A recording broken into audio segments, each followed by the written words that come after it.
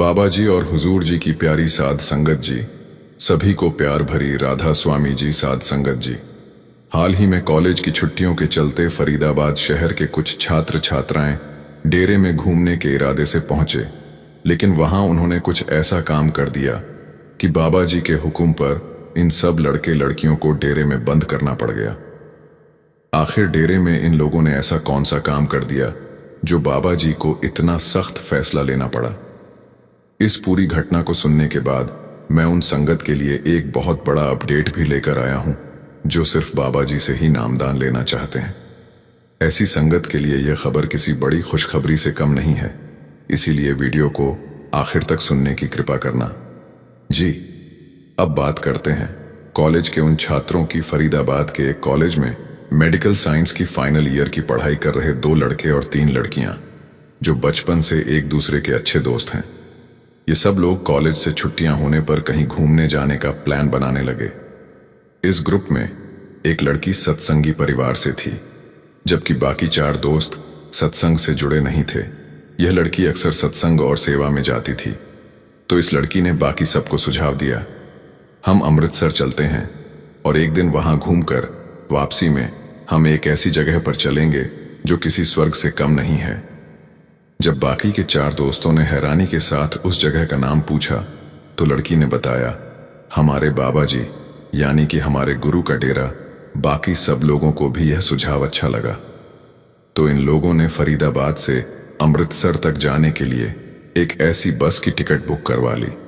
अब क्योंकि वापसी में इन्हें ब्यास आना था, तो इन्होंने वापसी की जो टिकट बुक करवाई वह अमृतसर से फरीदाबाद ना करवाकर बस से फरीदाबाद की करवाई, क्योंकि वापसी में इन्हें यास रुकना था।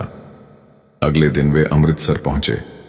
वहां इन लोगों ने हर मंदिर साहिब में माथा टेका, वाघा बॉर्डर देखा और भी बहुत कुछ घूमने फिरने के बाद यह लोग रोडवेज की बस से डेरे जाने के लिए निकल पड़े। लेकिन जैसे ही डेरे के गेट पर मोबाइल जमा करवाने की बात सामने आई, तो चारों दोस्तों को यह नियम बेहद अजीब लगा।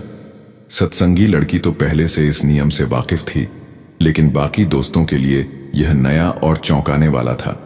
गेट पर ही लड़की से बहस करने लगे और कहने लगे, इस बारे में तो तूने हमें कुछ नहीं बताया था। अब अगर मोबाइल यहां दे दिया तो अंदर किसी से बात करनी हुई तो क्या करेंगे।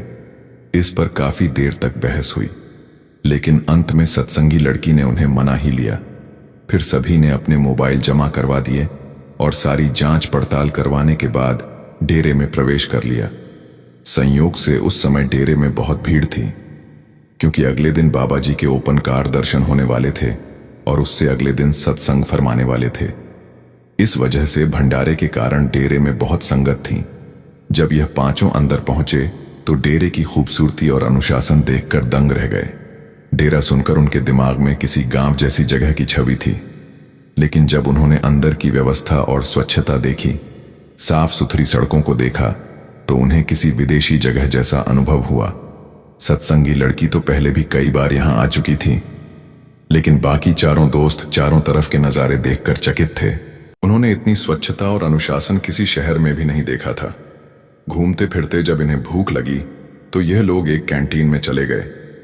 वहां एक लड़का और एक लड़की लाइन में लग गए, जबकि बाकी 3 दोस्त थोड़ा किनारे एक टेबल के पास खड़े हो गए। इसी बीच लाइन में खड़ी लड़की के पास फटे पुराने कपड़े पहने एक बुजुर्ग आया और बोला, बेटी क्या तुम मेरी मदद कर सकती हो? मेरे पास घर लौटने का किराया नहीं है और तुम्हारी आंखों में दया देखकर मैं तुम्हारे पास आया हूं। लड़की स्वभाव से दयालु थी। उसने बुजुर्ग से पूछा, कहां है आपका घर और वहां जाने तक का किराया कितना चाहिए? आपको बुजुर्ग ने जवाब दिया, मुझे सिर्फ 0 चाहिए ताकि मैं ट्रेन से अपने घर जा सकूं। लड़की ने बिना किसी संकोच के अपनी जेब से 0 का नोट निकालकर उन्हें दे दिया और कहा, बाकी के रुपए भी आप ही रख लेना, हो सकता है आपको और जरूरत पड़ जाए। बुजुर्ग ने उसे आशीर्वाद दिया और वहां से चला गया। लेकिन जाते ही वह बुजुर्ग दूसरी ओर टेबल के पास खड़े तीनों दोस्तों के पास पहुंचा और उन्हीं शब्दों में उनसे भी मदद मांगने लगा। इन दोस्तों को यह नहीं पता था कि उनकी दोस्त, जो कि खाने वाली लाइन में लगी हुई थी, वह पहले ही इस बुजुर्ग की मदद कर चुकी थी। इसीलिए उन तीनों ने भी दया दिखाते हुए 0 उस बुजुर्ग को दे दिए। इसके बाद सभी ने कैंटीन में खाना खाया और आगे घूमने के लिए निकल गए। वहां एक जगह सेवा चल रही थी, तो सत्संगी लड़की ने सोचा, मैं कुछ देर यहां सेवा कर लेती हूं, वैसे भी अब और तो यहां कुछ करना नहीं है। यह सोचकर वह सेवा करने लगी और इसे देखकर बाकी के 4 दोस्त भी वहां सेवा करने लगे। 2 से 3 घंटे की सेवा करने के बाद जब यह लोग थक गए तो ये सब लंगर खाने लंगर घर चले गए। अगले दिन सुबह बाबा जी के ओपन कार दर्शन होने थे और इन दोस्तों ने दर्शन के बाद फरीदाबाद लौटने के लिए पहले से ही बस की टिकट बुक करवा रखी थी। हालांकि 4 दोस्तों को दर्शन में कोई खास दिलचस्पी नहीं थी, लेकिन सत्संगी लड़की के कहने पर वे भी दर्शन पंडाल में जाने को राजी हो गए। दर्शनों के बाद दोनों लड़के पंडाल से बाहर निकलकर तीनों लड़कियों का इंतजार करने लगे। तभी अचानक वही बुजुर्ग फिर से उनके पास आ पहुंचा, जिसकी इन लोगों ने एक दिन पहले पैसे देकर मदद की थी। वह बुजुर्ग एक बार फिर से वही बात बोलकर पैसे मांगने लगा। यह देखकर लड़कों को कुछ अजीब लगा। उन्होंने आपस में बात की, अरे यह तो वही आदमी है, यह सबको बेवकूफ बना रहा है, जरूर झूठ बोलकर हर किसी से पैसे ठहर रहा होगा। उन्होंने बुजुर्ग को पहचान लिया और बोले, बाबा कल तो हमने आपको पैसे दिए थे, फिर आप अपने घर क्यों नहीं गए? आपने कहा था कि आपको 80 चाहिए और हमने आपको रूह दिए थे। यह सुनकर बुजुर्ग घबरा गया और समझ गया कि यह वही लड़के हैं जिन्होंने उसे पहले भी पैसे दिए थे। लेकिन माफी मांगने के बजाय वह लड़कों से बहस करने लगा और ऊंची आवाज में चिल्लाने लगा। फिर उसने उन लड़कों पर इल्जाम लगा दिया, इन्होंने मेरे पैसे चोरी किए हैं। उसकी जोर जोर से चिल्लाने की वजह से वहां संगत के कुछ लोग इकट्ठा हो गए। बुजुर्ग लगातार शोर मचाता रहा, यह पूरी गैंग है, इनके साथ कुछ लड़कियां भी हैं, ये सब लड़के लड़कियां यहां मिलकर संगत के पैसे चुराते हैं। तभी वहां तीनों लड़कियां भी आ गईं और बुजुर्ग को देखकर चौंक गईं। उनमें से एक लड़की बोली, बाबा आपको तो मैंने भी कल पैसे दे दिए थे, फिर भी आप यहां मदद मांग रहे हैं और हमारे ऊपर ही चोरी का इल्जाम लगा रहे हो। लेकिन बुजुर्ग बिना रुके चिल्लाता रहा और संगत को गुमराह करने लगा।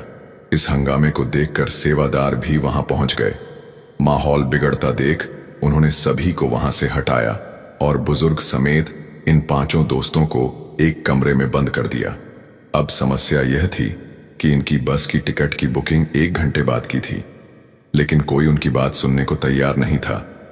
ये लोग बार बार समझाने लगे, हम यहां चोरी करने नहीं आए, हम अच्छे परिवारों से हैं। लेकिन सेवादारों ने उनकी एक नहीं सुनी। एक सेवादार बोला, हमें ऊपर से आदेश मिला है कि जब तक दोबारा हुक्म ना आए तब तक तुम लोग यहां से नहीं जा सकते।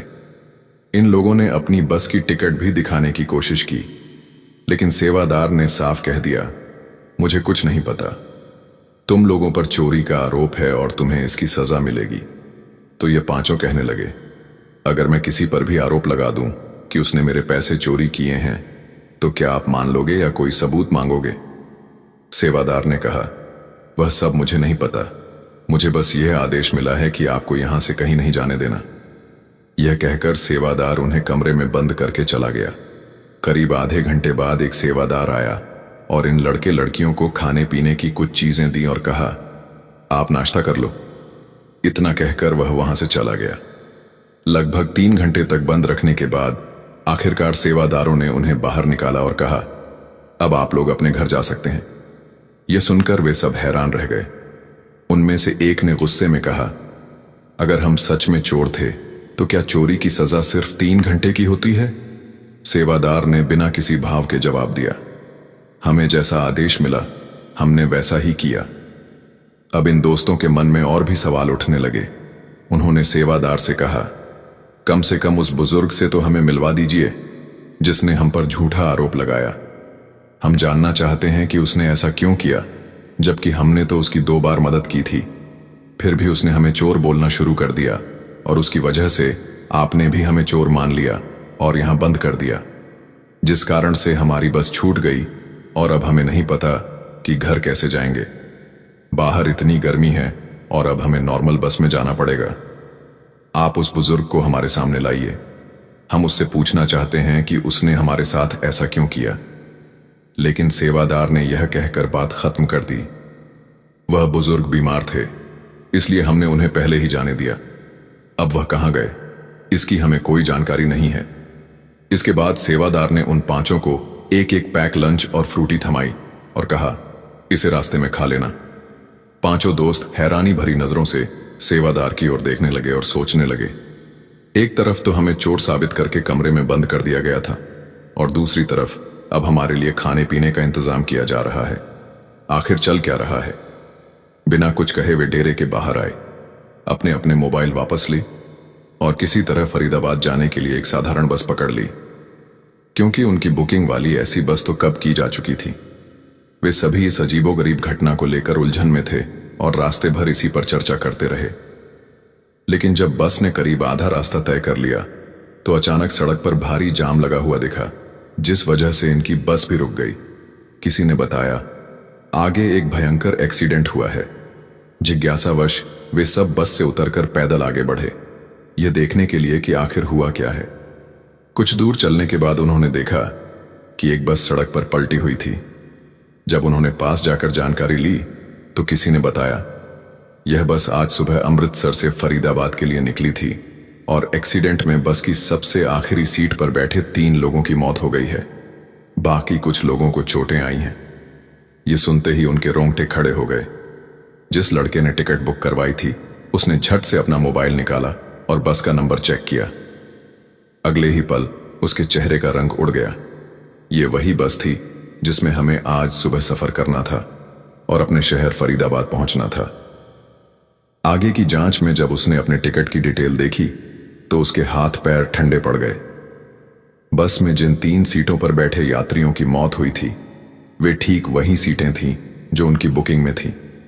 इसका मतलब था कि अगर वे समय पर बस पकड़ लेते तो इन 5 दोस्तों में से 3 की आज मौत तय थी।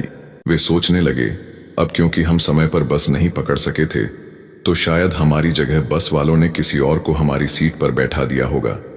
इस सच्चाई का एहसास होते ही उन सभी के होंठ झड़ गए। वे सहमे हुए एकर खड़े हो गए और सोचने लगे, आज अगर डेरे में हमें ना रोका जाता तो शायद हम इस दुनिया में ना होते। सत्संगी लड़की यह सब समझ चुकी थी। उसने कहा, अब मुझे सब कुछ साफ नजर आ रहा है। हमें डेरे में जबरदस्ती रोका गया था, लेकिन इसका असली कारण अब समझ आया। बाबा जी को पहले ही पता था कि उस बस में हमारा कल इंतजार कर रहा है, इसलिए उन्होंने हमें रोकने के लिए यह पूरी परिस्थिति बनाई। अगर बिना किसी वजह के हमें रोका जाता तो हम सवाल उठाते। इसलिए बाबा जी ने उस बुजुर्ग को हमारे रास्ते में भेजा ताकि विवाद हो और हम पकड़े जाएं। हमने डेरे में थोड़ी सी सेवा की थी और बाबा जी ने बदले में हमें मौत के मुंह से बचा लिया। लड़की की आंखें छलक पड़ी और उसके बाकी 4 दोस्त भी अब समझ चुके थे कि उसकी आस्था अपने गुरु पर यूं ही नहीं थी। उसके गुरु वाकई असाधारण शक्ति रखते थे। वे न केवल अपनी संगत की रक्षा करते हैं बल्कि उनके साथ आने वालों की भी संभाल कर लेते हैं, जिसका सबसे बड़ा प्रमाण यही घटना थी। नामदान से जुड़ी खुशखबरी। साध संगत जी, आइए अब उस खुशखबरी की ओर चलते हैं जो नामदान को लेकर है। यह खबर उन लोगों को खुश कर देगी जो कहते हैं हमें तो सिर्फ बाबा जी से ही नामदान चाहिए।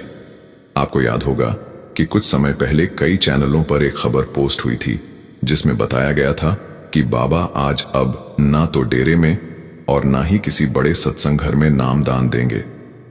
दरअसल बड़े सत्संग घरों में नामदान की जिम्मेदारी हुजूर जी पहले ही संभाल चुके थे। 19 जनवरी को उन्होंने मध्य प्रदेश के ब्यावरा में पहला नामदान दिया था। इसके बाद जितने भी बड़े सत्संग केंद्रों पर नामदान हुआ वह हुजूर जी ने ही किया। बाद में खबर आई कि डेरे में जितने भी नामदान कार्यक्रम होंगे वह बाबा जी ही करें। लेकिन 10 फरवरी को हुए नामदान कार्यक्रम में भी हुजूर जी ही आए। इस दौरान कई संगत भावुक हो गई क्योंकि वे विशेष रूप से बाबा जी से नामदान लेने की उम्मीद में वहां पहुंचे थे। तब फिर से खबर आई कि बाबा जी ने अब नामदान देना बिल्कुल बंद कर दिया है। हालांकि सच्चाई ये है कि नामदान चाहे बाबा जी से मिले या हुजूर जी से, उसका महत्व एक समान होता है। फिर भी उन संगतों के लिए खुशखबरी है जो विशेष रूप से बाबा से नामदान लेना चाहते हैं। अगले महीने दिल्ली के भाटी में बाबा स्वयं नामदान देने जा रहे हैं। इस बात की पुष्टि खुद बाबा जी ने दिल्ली की संगत के सामने की थी।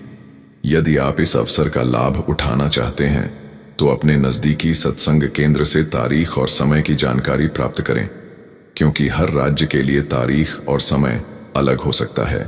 हालांकि यह ध्यान रखना जरूरी है कि यह जानकारी अभी तक की खबरों के आधार पर दी जा रही है। अंत निर्णय बाबा जी की मौज के अनुसार ही होगा। आखिर में हो सकता है कि बाबा जी नाम दान देने के लिए दिल्ली के भाटी में भी हुजूर को ही भेज दें। भजन सुमिरन पर बाबा जी का जवाब। साध संगत जी अक्सर संगत बाबा जी से सवाल करती है, बाबा जी भजन सुमिरन नहीं हो पाता, कृपा कीजिए। हर बार बाबा जी यही जवाब देते हैं, इसमें मैं आपकी कोई मदद नहीं कर सकता, कोशिश तो आपको ही करनी पड़ेगी। गुरु का कार्य केवल सही मार्ग दिखाना है, लेकिन उस मार्ग पर चलने की जिम्मेदारी हमारी अपनी होती है। तो साध संगत जी आइए इस विषय पर बहस करने के बजाय कि नामदान बाबा जी से लेना चाहिए या हुजूर जी से, हम असली काम पर ध्यान दें, नामदान की कदर करें और अपने जीवन को सही दिशा में आगे बढ़ाएं। बुजुर्ग अम्मा की कहानी। साखी साध संगत जी। बाबा जी को अपने सब काम छोड़कर एक 90 साल की सत्संगी अम्मा के घर हर रोज क्यों जाना पड़ता था? जब आप इस साखी को सुनेंगे तो आपको हैरानी तो होगी ही और आपकी आंखों से आंसू भी बहने लगेंगे। लगभग 90 साल की एक बुजुर्ग अम्मा अपने जीवन के आखिरी दिन काट रही थी। इस अम्मा का इस संसार में सद्गुरु के अलावा कोई दूसरा नहीं था। अम्मा के पति की मृत्यु 10 साल पहले हुई थी और अम्मा का एक बेटा भी था, लेकिन किसी बीमारी के चलते अम्मा के बेटे की भी बहुत पहले मृत्यु हो चुकी थी। अब अम्मा संसार में अकेली थीं। कुछ रिश्तेदार थे, लेकिन वे दूसरे शहर में रहते थे। साध संगत जी रिश्तेदार भी अम्मा का कब तक और कितना ध्यान रखते? हर कोई अपने अपने जीवन में इतना व्यस्त है कि दूसरों के लिए किसी के पास समय नहीं है। 56 साल पहले अम्मा ने हुजूर महाराज जी से नामदान लिया था और उस समय अम्मा डेरे में एक सेवादार हुआ करती थीं। अम्मा ने सारी उम्र सेवा और भजन सुमिरन में ही बिताई थी। सद्गुरु 2.5 घंटे भजन सुमिरन का हुक्म समय अपने बिस्तर पर ही लेटी रहती थी और बाबा जी को याद करती थी। कभी कोई पड़ोसी आकर खाना या पानी दे देता तो अम्मा खा लेती, नहीं तो चुपचाप लेटी रहती थी। अम्मा सोचती रहती कि अगर आज उसका बेटा जिंदा होता तो उसकी देखभाल करता, लेकिन अम्मा ने इस बात की कभी शिकायत नहीं की, क्योंकि वह सतगुरु की रहमत में ही रहा करती थी। अम्मा इस बात को मानती थी कि कर्मों के हिसाब से कोई नहीं बच सकता। अपने अकेलेपन को अम्मा अपने पिछले किसी कर्मों के हिसाब के साथ ही जोड़कर देखा करती थी। अपने जीवन के आखिरी 3-4 महीने में अम्मा की हालत बहुत ज्यादा खराब रहने लगी और वह सद्गुरु से प्रार्थना करने लगी, अब मुझे यहां से ले जाओ, अब ऐसे अकेले एक दिन भी नहीं काटा जाता। लेकिन साध संगत जी, हम जितनी सांसें लिखवा कर लाए हैं उतनी सांसें तो हमें लेनी ही पड़ती है। अम्मा हर समय बाबा जी को याद करती थीं और अरदास करती थीं, बाबा जी मेरे आखिरी दिनों में मेरी संभाल करना। एक बार अम्मा को बहुत प्यास लगी और उसने देखा कि उसके मटके में पानी नहीं था। पड़ोस में रहने वाली एक सत्संगी बीवी रोज अपने घर से पानी लाकर अम्मा के मटके में भर दिया करती थी, लेकिन 2 दिन से वह बीवी अपने मायके में गई हुई थी और अम्मा को भूल गई थी, क्योंकि अम्मा को ऊंचा सुनता था। वह बीवी की बात ठीक से समझ नहीं पाई। वह बीवी अम्मा को समझाकर गई थी, अगर किसी चीज की जरूरत हो तो जोर से आवाज लगा देना, मेरे पति या मेरे देवर आपकी मदद कर देंगे। लेकिन अम्मा उस बीवी की बात समझ नहीं सकी और वह प्यास से तड़प रही थी।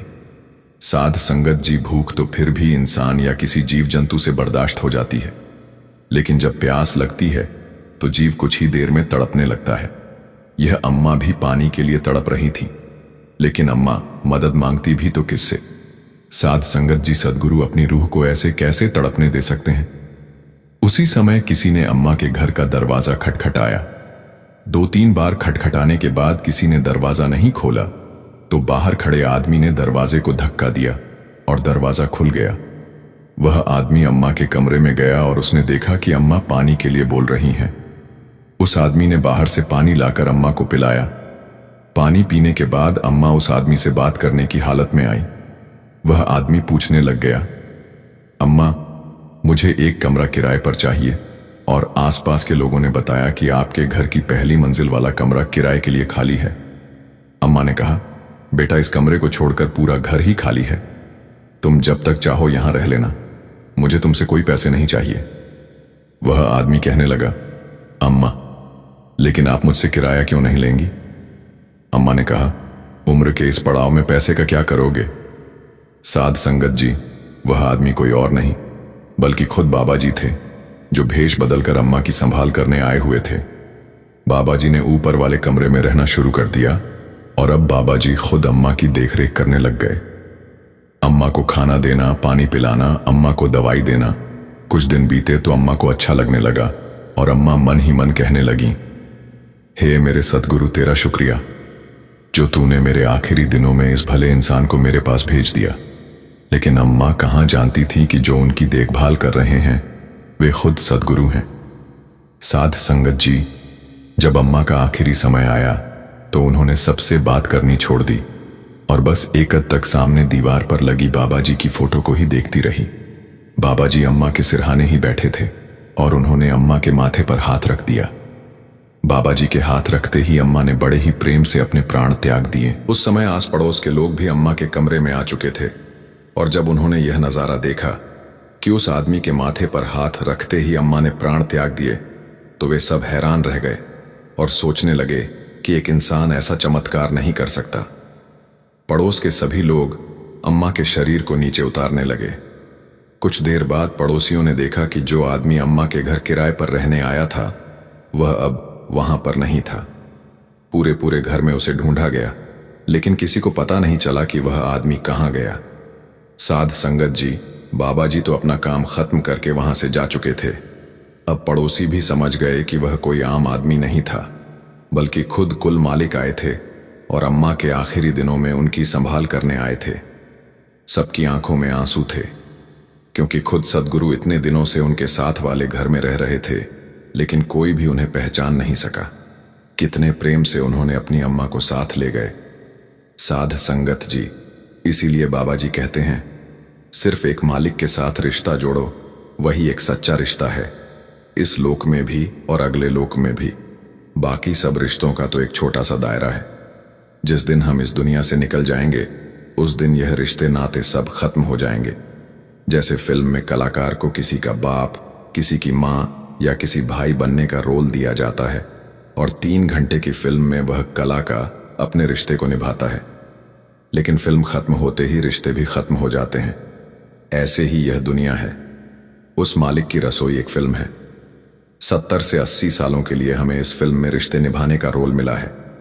जिस दिन यह फिल्म खत्म हो जाएगी हमारे रिश्ते भी खत्म हो जाएंगे। लेकिन अगर हमने भी इस अम्मा की तरह जीते जी मालिक से रिश्ता जोड़ लिया होगा तो फिर हमें घबराने की जरूरत नहीं है। मालिक खुद हमारा हाथ पकड़कर यहां से लेकर जाएंगे। इसलिए बाबा जी कहते हैं, जो होगा जीते जी होगा, मरने के बाद कुछ भी हासिल नहीं होगा। मालिक से रिश्ता जोड़े बिना मर गए तो बार बार संसार में आना और जाना पड़ेगा। लेकिन अगर मालिक से रिश्ता जोड़ लिया तो फिर मालिक के घर स्वागत होगा और उनके चरणों में हमें जगह मिलेगी। साध संगत जी, अगली साखी उस संगत के लिए बहुत खास है जो संगत जम्मू में और जम्मू के आसपास रहती है। यह साखी सुनने से आपको समझ आ जाएगा कि क्यों गुरु को देवी देवताओं से भी ऊपर का दर्जा दिया गया है। संगत जी, कहा जाता है कि देवी देवता भी गुरु की बात को टाल नहीं सकते। इस साखी में आप सुनेंगे कि कैसे बाबा जी ने जब सत्संग के लिए माता रानी से जमीन ली थी उस वक्त बाबा जी खुद माता रानी के मंदिर में गए थे। जिन लोगों ने जम्मू का सत्संग देखा हुआ है वे जानते ही होंगे कि जम्मू का सत्संग घर बाबा जी के कई बड़े सत्संग घरों में से एक है और वहां पर बाबा जी के कई सत्संग भी की जाते हैं, जैसे दिल्ली और ब्यास में होते हैं। जो बात हम आपको बताने जा रहे हैं वह बहुत साल पहले की बात है। तब बाबा जी का सत्संग छोटा सा हुआ करता था। संगत जी, जम्मू का सत्संग घर बहुत छोटा होने के कारण डेरा व्यास द्वारा निर्णय लिया गया कि जम्मू सत्संग घर को और बड़ा किया जाएगा, जिसके लिए जमीन की जरूरत थी। बढ़ती संगत के कारण यह निर्णय लिया गया, क्योंकि सत्संग घर छोटा होने के कारण संगत को परेशानी का सामना करना पड़ता था। डेरा अथॉरिटी द्वारा एक जमीन जम्मू में देखी भी गई और पसंद आने पर उस जमीन को खरीद भी लिया गया। उसके बाद वहां जल्द से जल्द सत्संग घर बनाने का काम शुरू हो गया। देश के कोने कोने से कई सेवादार वहां सेवा करने के लिए आए। सबको अलग अलग तरह की सेवा दे दी गई। लेकिन जब सत्संग घर बनाया जा रहा था तब थोड़ी सी जमीन की कमी पड़ रही थी। जब साथ वाली जमीन देखी गई तो वहां माता रानी का मंदिर बना हुआ था। तब डेरे द्वारा निर्णय लिया गया कि माता रानी के मंदिर की ही थोड़ी सी जमीन उनसे ले लेंगे। उस मंदिर में एक पुजारी पिछले 30 साल से वहां की पूजा और आरती करते आ रहे थे और मंदिर की देखभाल का काम भी वहीं करते थे। अब जब यह निर्णय ले लिया गया कि मंदिर वाली जमीन थोड़ी सी लेकर इस पर निर्माण कार्य किया जाएगा, तो सत्संग घर के सेक्रेटरी साहब उस मंदिर के पुजारी से मिलने के लिए के पास चले गए। तब सेक्रेटरी साहब ने पुजारी जी से बात की और उनसे कहा, हमें मंदिर की जमीन में से थोड़ी सी जमीन दे दीजिए तो सत्संग घर बनाने में आसानी हो जाएगी। लेकिन मंदिर के पुजारी ने सेक्रेटरी साहब को साफ इनकार कर दिया और वे कहने लगे, आप ऐसी बातें क्यों कर रहे हैं? मैं अपनी मां के मंदिर की जमीन ऐसे कैसे दे दूं? तब सेक्रेटरी साहब मंदिर के पुजारी जी नहीं जानते थे कि उनके सामने कौन खड़ा है। उन्हें जरा भी भनक नहीं थी कि उनके सामने एक पूर्ण संत खड़े हैं। पुजारी जी ने बाबा जी को भी साफ मना कर दिया। पुजारी जी ने बाबा जी से फिर से वही बात कही, मैं 35 सालों से यहां सेवा कर रहा हूं। मेरा सारा जीवन ही मां की सेवा करते हुए बीता है। मैं यह जमीन किसी भी कीमत पर आपको नहीं दे सकता। पुजारी जी की सारी बात सुनने के बाद बाबा जी ने उनसे कहा, अगर माता रानी ने खुद यह जमीन देने की इजाजत दे दी तो आप जमीन दे देना, नहीं तो मैं भी आप पर जोर नहीं डालूंगा। यह सुनकर पुजारी सोच में पड़ गया कि वह माता रानी से कैसे बात करेगा। पुजारी जी ने बाबा जी से कहा, लेकिन माता रानी जवाब कैसे देंगी? तब बाबा जी ने उन्हें कहा, आप इतने सालों से यहां पर माता रानी की सेवा कर रहे हैं, क्या आपने कभी माता रानी से कुछ पूछने या कहने की कोशिश नहीं की? पुजारी जी ने कहा, नहीं, मैंने ऐसी कोई कोशिश कभी भी नहीं की।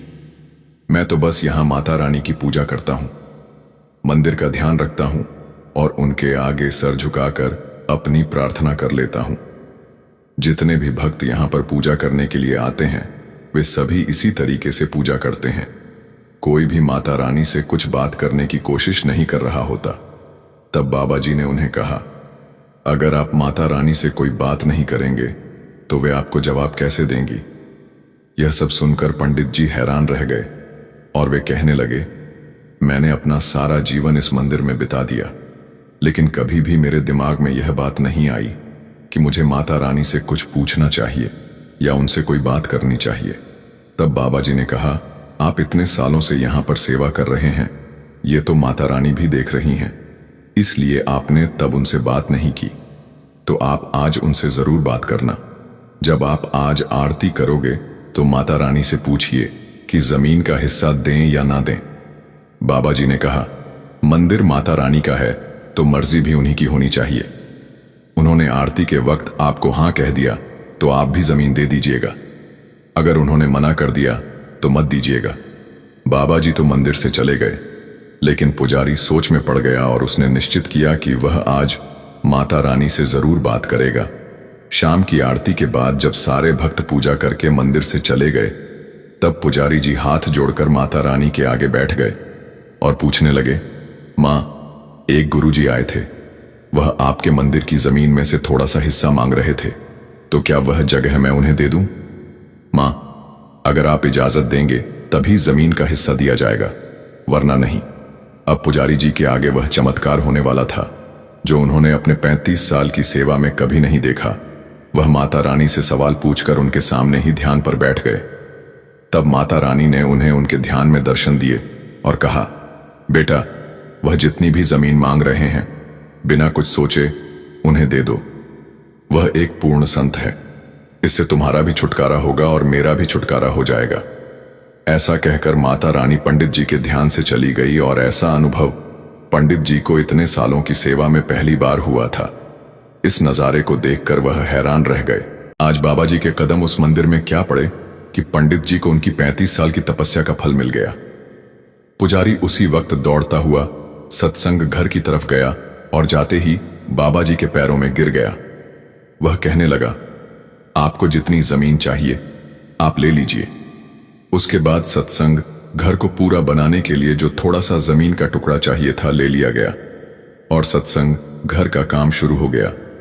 उसके बाद से वह पुजारी हमेशा मंदिर की पूजा के साथ साथ सत्संग घर में भी आकर सेवा करने लग पड़ा।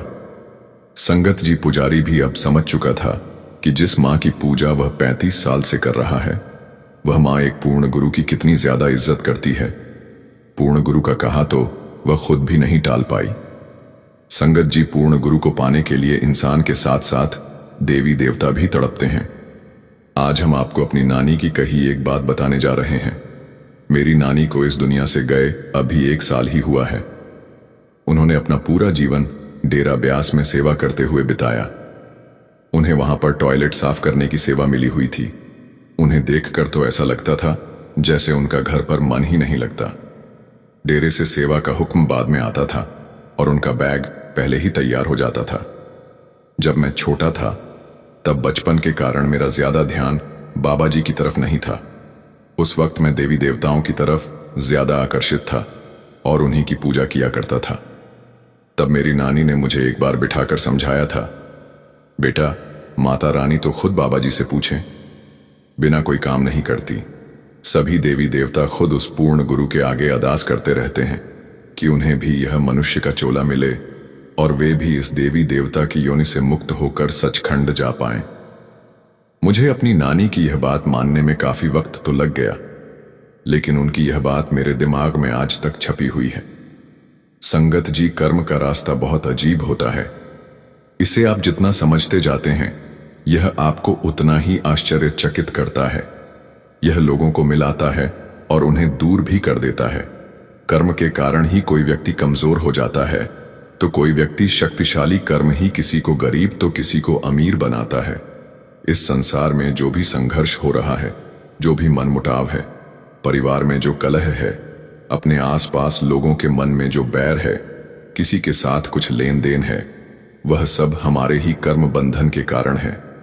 कर्म आपकी तार्किक और बौद्धिक क्षमता से बहुत परे की चीज है। जब आप इस कर्म को समझने लगेंगे तो आप घटनाओं और लोगों के साथ बंधना बंद कर देंगे और आपकी आत्मा की यात्रा अर्थात अपने अंदर की यात्रा आरंभ हो जाएगी। साध संगत जी, हमारे जीवन में अच्छी और बुरी बातें कर्म के कारण ही घटित होती हैं। जब समय अच्छा होता है तो दुश्मन भी दोस्त जैसा व्यवहार करने लगते हैं, और जब समय खराब होता है तो दोस्त भी दुश्मन जैसे लगने लगते हैं। जिन लोगों के लिए आपने बहुत कुछ किया होता है, वे भी आपके दुश्मन बन जाते हैं, और वहीं आपके जीवन में कुछ लोग ऐसे भी आ जाते हैं जो आपके मददगार बनते हैं, जिनके लिए आपने कभी कुछ नहीं किया होता। इन सब में समय और कर्म की भूमिका सबसे महत्वपूर्ण होती है। साध संगत जी, बहुत पुराने समय की बात है। एक गांव में एक ब्राह्मण रहता था। वह बहुत ही गरीब था। उस ब्राह्मण का नाम था गंगाराम और वह भगवान शिव का बड़ा ही परम भक्त था। ब्राह्मण के पास पुरोहित के अतिरिक्त और कोई कार्य नहीं था। बस उसी काम से वह किसी तरह अपने घर का गुजारा चलाता था। लेकिन ब्राह्मण की पत्नी इस काम से संतुष्ट नहीं थी। वह ब्राह्मण से बार बार कहती कि शहर जाकर कोई और काम करो। आखिर इस तरह से यदि तुम्हारा काम चलेगा तो परिवार जो दिनों दिन बढ़ रहा है उसका क्या होगा? इस पंडिताई के सहारे काम कैसे चल सकता है? इसके लिए तुम्हें अतिरिक्त कमाना पड़ेगा। इससे काम नहीं चल पाएगा। पहले तो आराम उसकी बात को टाल रहा, परंतु रोज रोज की चिक चिक से वह तंग आ चुका था। एक दिन उसने फैसला किया कि वह बाहर जाएगा। उसने ब्राह्मणी से कहा, मेरे जाने की तैयारी कर दो, अगले दिन मैं सुबह ही रवाना हो जाऊंगा। ब्राह्मणी ने ब्राह्मण के जितने भी कपड़े थे उन्हें धो डाला, लाठी लौटा और डोरी तैयार करके दे दी। खाने के लिए 2 उबले हुए आलू और नमक पोटली में बांध कर रख दिए। जब सुबह हुई तो आराम ने अपना सामान और खाना लेकर ब्राह्मणी से विदा ली। अब उसे जाना था, लेकिन कहां जाना था यह निश्चित नहीं था। फिर भी शहर जाने की उसने राह पकड़ ली। जो रास्ता बाहर जाता था उसी पर चल पड़ा। रास्ता कच्चा था और जंगल से होकर जाता था। पैदल चलते चलते उसे दोपहर हो गई। उसने सोचा कहीं पानी मिल जाएगा तो स्नान कर लूंगा और वहीं भोजन कर लूंगा। थोड़ी ही देर में उसे एक स्वच्छ जल से भरा हुआ सरोवर भी मिल गया। गंगाराम ने सोचा अब यहीं विश्राम कर लिया जाए। उसने वहीं एक पेड़ के नीचे अपना डेरा डाल लिया। नहा धोकर पेड़ के नीचे वह लेटा ही था कि ज्यादा थका होने के कारण उसे गहरी नींद आ गई। संयोग से भगवान भोलेनाथ और माता पार्वती उधर से होकर गुजर रहे थे।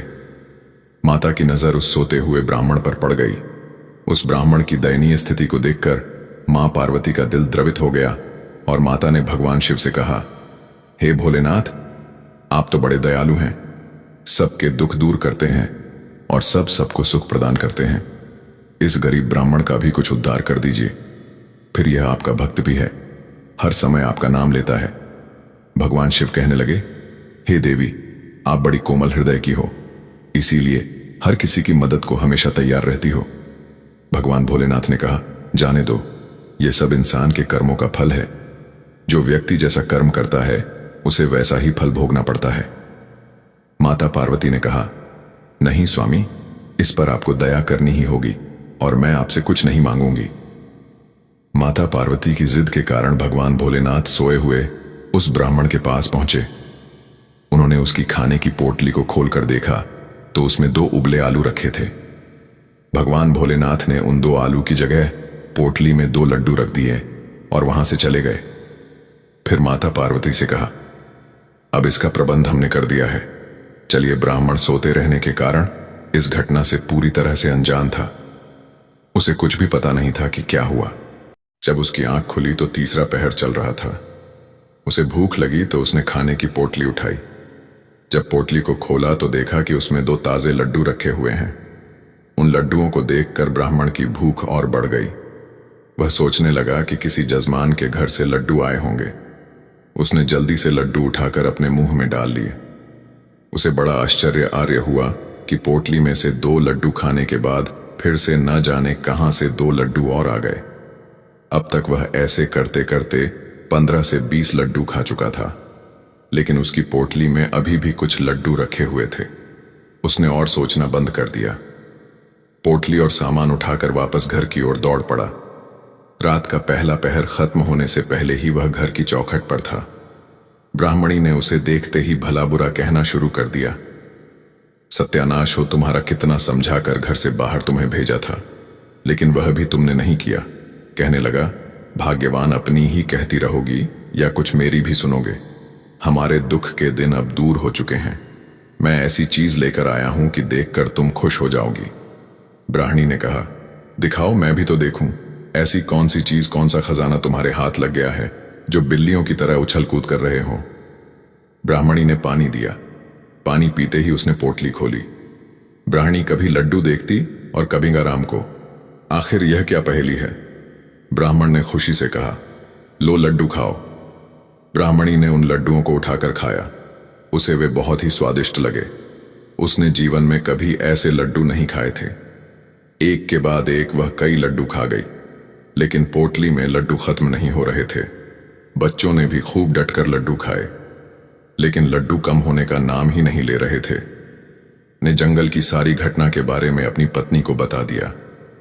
ब्राह्मणी ने उसे बताया कि उसने तो पोटली में 2 उबले आलू रखे थे, तो यह लड्डू कैसे आ गए। भोलेनाथ की अनुकंपा समझकर बात समाप्त हो गई। अब गंगाराम ने पत्नी की सलाह से घर के बाहर गंगाराम हलवाई के स्पेशल लड्डू का बोर्ड टांग दिया। गांव से 1 दिन ऑन ऑर्डर आए तो उसने तुरंत पूरे कर दिए। जो भींगाराम के लड्डू खाता वह तारीफ के बिना नहीं रह पाता, क्योंकि ऐसे स्वादिष्ट लड्डू उन लोगों ने भी कभी नहीं खाए थे। इन लड्डुओं में भगवान भोलेनाथ का हाथ लग चुका था, इसलिए वे इतने स्वादिष्ट थे। ने अपनी पोटली को अंदर रखा था और इस राज को छुपा रखा था। फिर भी गांव वाले बड़े हैरान थे, क्योंकि गंगाराम को किसी ने भी लड्डू बनाते नहीं देखा था। ना ही उसके घर या दुकान से किसी तरह का धुआं उठता था और ना ही वह कुछ सामान खरीद कर लाता था। अब उसकी आर्थिक स्थिति धीरे धीरे अच्छी होने लगी। उसने अच्छा सा एक मकान बनवा लिया, कहीं आने जाने के लिए घोड़ी भी रख ली। पत्नी को कई गहने बनवा दिए। उसकी पत्नी सोने चांदी के जेवर से लद चुकी थी। पत्नी की सलाह पर उसने राजा के दरबार में भी आना जाना शुरू कर दिया था। लेकिन जब आदमी बड़ा बन जाता है तो उसके दुश्मन भी कई बन जाते हैं। गांव में जो लोग उसकी तरक्की से जलते थे, वे लोग राज दरबार तक उसकी चुगली करने पहुंच गए। किसी दुश्मन ने उसकी पोटली वाले राज को जान लिया था और यह बात राजा के कानों तक भी पहुंच चुकी थी। राजा को बताया गया कि ऐसी अनमोल चीज तो राजा के पास होनी चाहिए, एक तुच्छ ब्राह्मण से इसका क्या लेना देना। राजा ने सोचा, मेरा इतना बड़ा महल है, रोज भंडारे चलते हैं, बड़ी बड़ी सेनाएं हैं, यह लड्डू की पोटली तो राजा की रसोई में होनी चाहिए। इस ब्राह्मण के पास लड्डू की पोटली का क्या काम। राजा ने तुरंत अपने सिपाहियों को भेजकर उस ब्राह्मण को दरबार में बुला लिया। जब वह दरबार में उपस्थित हुआ तो राजा ने उससे उसकी पोटली की मांग की। गंगाराम ने पहले तो काफी आनानी की, लेकिन राजा की आज्ञा का उल्लंघन करना उसके बस से बाहर था। एक असहाय ब्राह्मण के बस में यह नहीं था कि वह राजा को टाल सके। मन को मारकर उस ब्राह्मण ने अपनी पोटली राजा के हवाले कर दी। उसे पता था कि अगर पोटली नहीं दी तो राजा बल का प्रयोग करेगा और जबरदस्ती उसकी पोटली छीन लेगा। आराम और कोई काम करने के लायक था नहीं। जो थोड़ी बहुत जमा पूंजी थी वह भी खर्च हो गई, क्योंकि अब उसकी पत्नी और बच्चों की जीवन शैली भी खर्चीली हो चुकी थी। उसे अपनी पत्नी की सलाह पर राजा से मित्रता करने का पछतावा हो रहा था। उसकी पत्नी भी बहुत दुखी रहने लगी थी। उसके विरोधी अब चटकारे लेकर उसकी बेइज्जती करने से कभी नहीं चूकते थे और तरह तरह की बातें बनाते थे। उसकी पत्नी ने फिर दोबारा उसी स्थान पर जाकर भोलेनाथ की कृपा का आशीर्वाद लेने को ब्राह्मण से कहा। कई बार जब ब्राह्मणी ने कहा तो ब्राह्मण मान गया।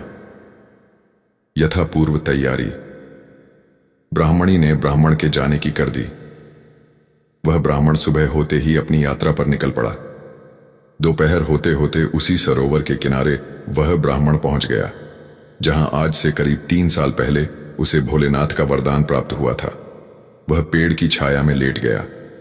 शीघ्र ही थकान के कारण उसे गहरी नींद आ गई।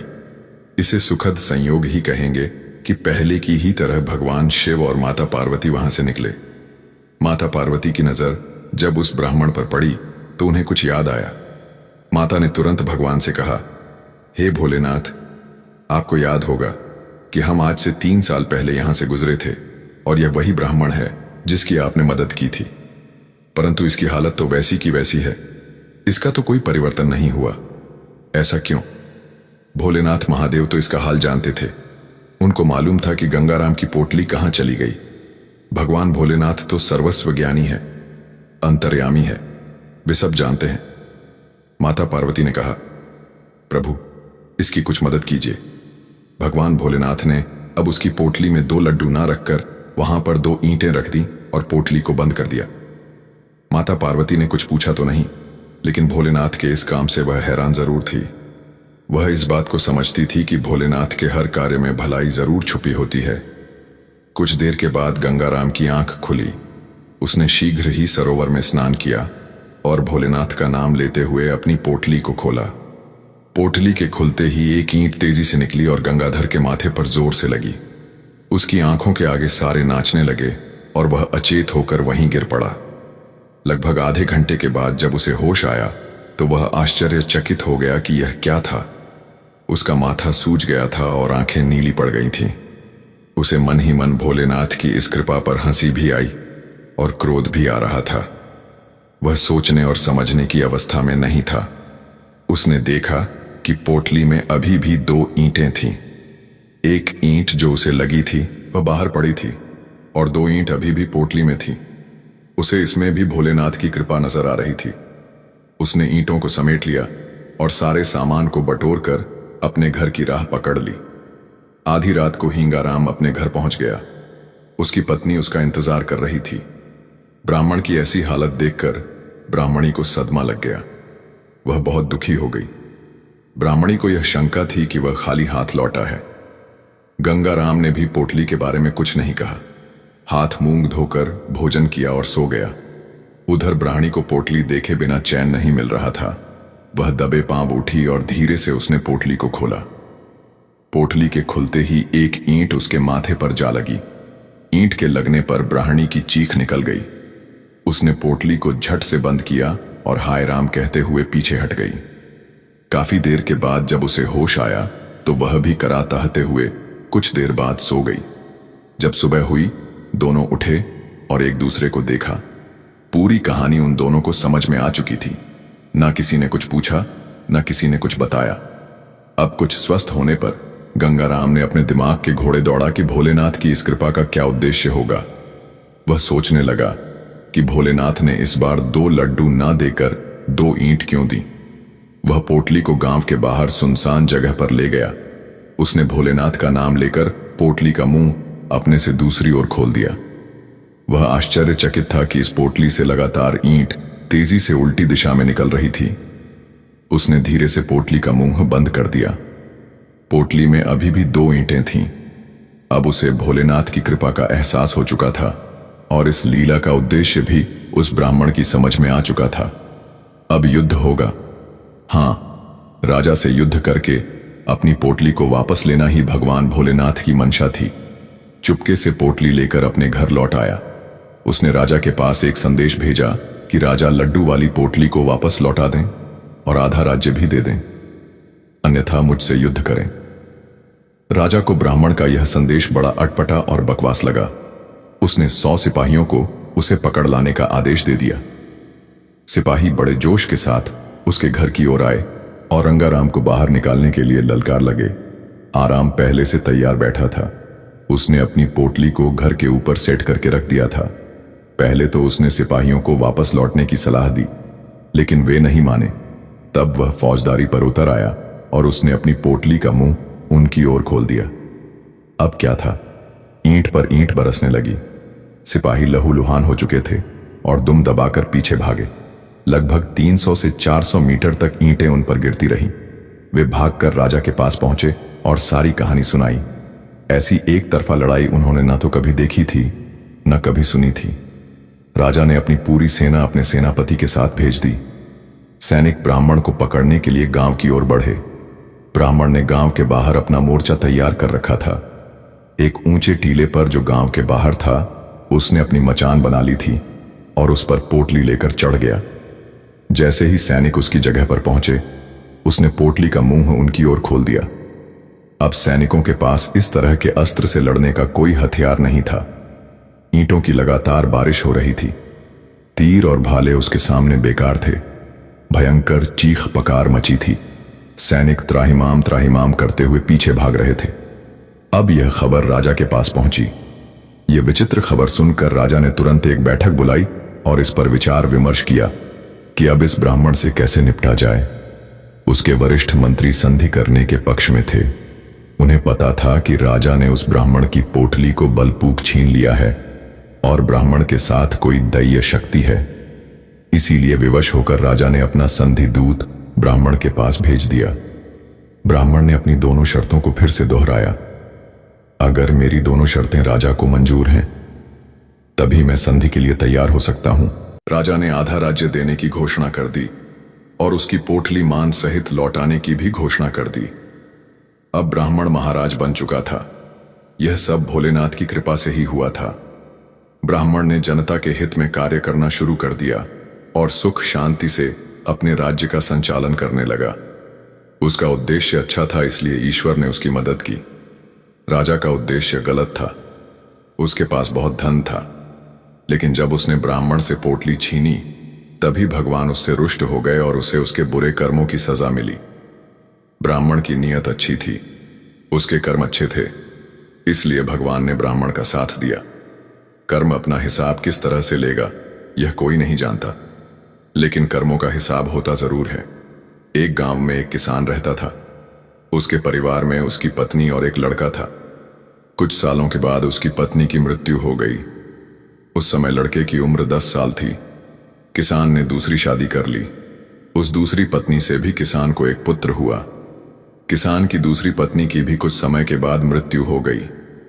किसान का बड़ा बेटा, जो पहली पत्नी से हुआ था, जब शादी के योग्य हुआ तो किसान ने बड़े बेटे की शादी कर दी और फिर किसान की भी कुछ समय के बाद मृत्यु हो गई। किसान का छोटा बेटा, जो दूसरी पत्नी से हुआ था, और बड़ा बेटा, जो पहली पत्नी से हुआ था, दोनों साथ साथ ही रहते थे। कुछ समय के बाद किसान के छोटे बेटे की तबीयत खराब रहने लगी। बड़े भाई ने कुछ आसपास के वैद्य से उसका इलाज करवाया, पर कोई राहत नहीं मिली। छोटे भाई की दिन प्रतिदिन तबीयत बिगड़ती ही जा रही थी और दवाई में उसका खर्चा भी बहुत हो रहा था। एक दिन बड़े भाई ने अपनी पत्नी से सलाह की कि यदि यह छोटा भाई मर जाए तो हमें इसके इलाज के लिए पैसा खर्च नहीं करना पड़ेगा और जायदाद में आधा हिस्सा भी नहीं देना पड़ेगा। तब उसकी पत्नी ने कहा, क्यों ना किसी वैद्य से बात करके इसे जहर दे दिया जाए, किसी को पता भी नहीं चलेगा और कोई रिश्तेदार शक भी नहीं करेगा। वे लोग सोचेंगे कि यह तो बीमार ही था और बीमारी से ही इसकी मृत्यु हो गई। बड़े भाई ने ऐसा ही किया। एक वैद्य से बात की कि आप अपनी फीस बताओ और ऐसा करना कि मेरे छोटे भाई को दवा के बहाने जहर दे देना। वैद्य ने लालच में आकर बात मान ली और लड़के को जहर दे दिया। लड़के की मृत्यु हो गई। उसके भाई और भाभी ने बहुत खुशी मनाई कि रास्ते का कांटा निकल गया। अब सारी संपत्ति, सारी जमीन अपनी हो गई। उसका अंतिम संस्कार कर दिया गया। कुछ महीनों के बाद उनके घर में एक लड़का हुआ। पति और पत्नी ने खूब खुशी मनाई।